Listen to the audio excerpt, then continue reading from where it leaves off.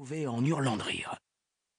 Chaque fois qu'il décrivait les monstres, il ajoutait de nouveaux détails épouvantables. Ils empestaient comme de vieilles poubelles. Ils étaient invisibles, mais on pouvait voir leurs ombres. Ils avaient dans la bouche des dizaines de tentacules grouillants qui jaillissaient soudain pour vous capturer et vous attirer dans leurs puissantes mâchoires. J'ai assez vite eu du mal à m'endormir le soir. Mon imagination fertile transformait le crissement des pneus sur la chaussée mouillée en halètement sous ma fenêtre. Les ombres qui filtraient sous ma porte ressemblaient à s'y méprendre à des tentacules gris-noirs. J'avais peur des monstres, mais j'étais tout excité à l'idée que mon grand-père les avait combattus et qu'il était encore là pour le raconter. Quant aux histoires qui traitaient de sa vie dans l'orphelinat du Pays de Galles, elles étaient encore plus fantastiques. C'était une maison magique où les enfants vivaient à l'abri des monstres, sur une île où il faisait toujours beau. Personne n'y tombait jamais malade, et bien sûr, personne ne mourait. Ils habitaient tous ensemble dans une immense bâtisse sur laquelle veillait un vieil oiseau très sage, disait grand-pa. Mais en grandissant, j'ai commencé à avoir des doutes. Quel genre d'oiseau ai-je voulu savoir un après-midi, à l'âge de 7 ans, en pleine partie de Monopoly, qu'il s'appliquait à me laisser gagner? Un grand faucon fumeur de pipe. Tu me prends pour un idiot, grand-pa? Il a effeuillé du pouce sa liasse de billets orange et bleus. Je ne penserai jamais une chose pareille, Jacob. J'ai compris que je l'avais vexé parce que son accent polonais, qu'il n'avait jamais tout à fait perdu, était revenu en force. Les J chuintaient et les R roulaient allègrement. Penaud, j'ai décidé de lui accorder le bénéfice du doute. Mais pourquoi les monstres vous voulaient-ils du mal? Parce que nous n'étions pas comme tout le monde. Nous étions particuliers. Particuliers comment? Oh, chacun à sa manière. Il y avait une fillette capable de voler, un garçon qui abritait des abeilles vivantes dans son ventre, des frères et sœurs si forts qu'ils pouvaient soulever d'énormes rochers au-dessus de leur tête.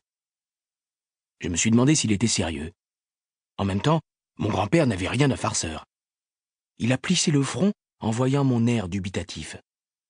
Très bien, tu n'es pas obligé de me croire sur parole. J'ai des photos. Il a repoussé sa chaise de jardin et m'a laissé dans la véranda pour aller chercher quelque chose dans la maison.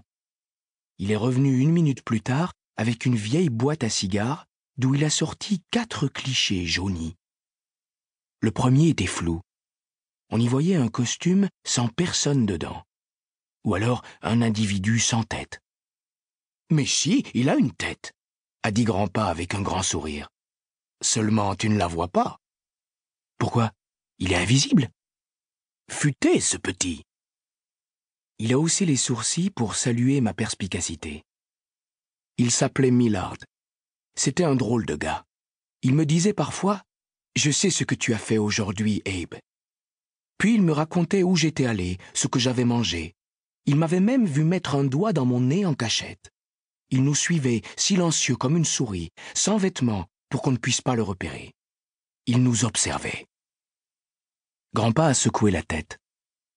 Étonnant, hein?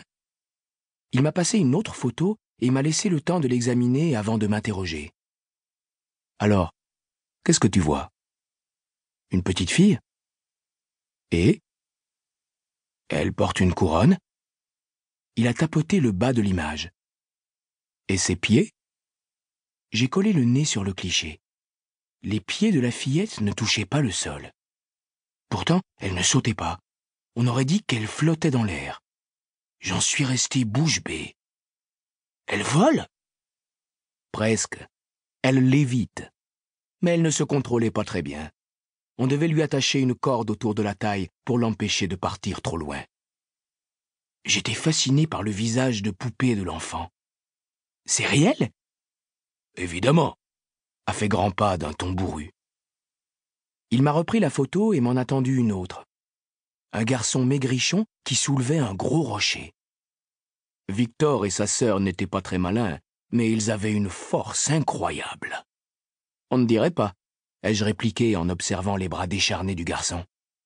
Détrompe-toi, j'ai fait un bras de fer contre lui un jour. Il a failli m'arracher la main. La dernière photo était la plus étrange. C'était l'arrière d'une tête.